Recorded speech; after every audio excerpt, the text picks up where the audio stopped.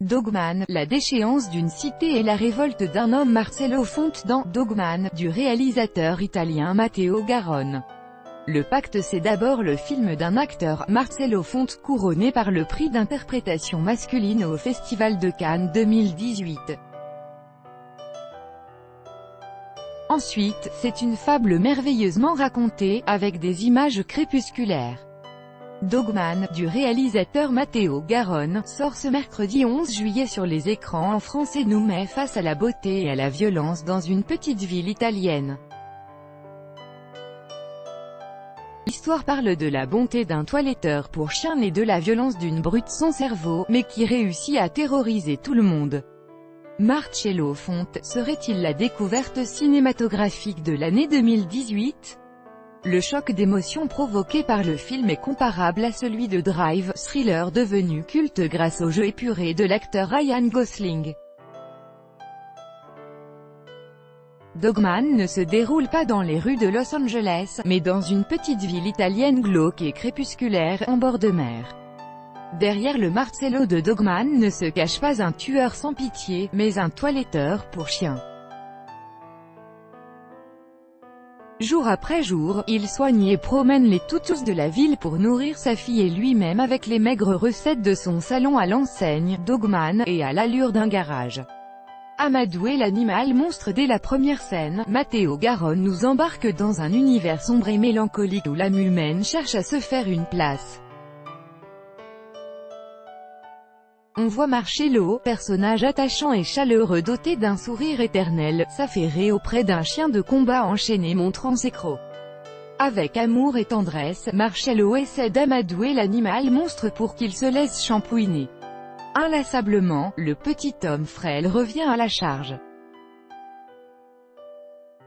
À la fin, devenu tout doux, le chien prend goût aux biscuits offerts et se laisse bichonner avec le sèche-cheveux. Solidarité et brutalité dans cette cité italienne pauvre, les immeubles sont tombés depuis longtemps en déshérence. Et la survie ne tient qu'à la solidarité entre les quelques habitants restés sur place. Aimé par tout le quartier pour sa gentillesse et générosité, Marcello a son petit réseau pour arrondir les fins de mois. Il aime bien vivre ici, mais n'arrive pas, elle là, à dire non à Simoncino, un ancien copain boxeur et toxicomane.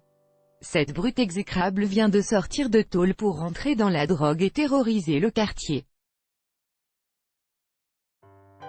Entraîné malgré lui dans un cercle vicieux, le bon père et toiletteur canin tombe dans la déchéance et risque de tout perdre, car la solidarité des autres s'arrête dès que la brutalité de Simoncino entre en jeu.